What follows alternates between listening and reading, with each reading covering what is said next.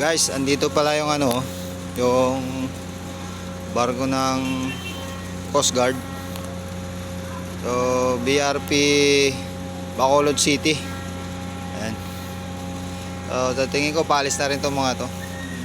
Mukhang nag-susupply mission dito sa Oriental Mindoro. Ayan yung mga truck nila, oh.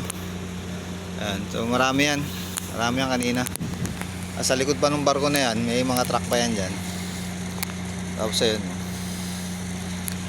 So, marami silang dala-dala. Tingin ko ano, supply mission ito dito sa Mindoro.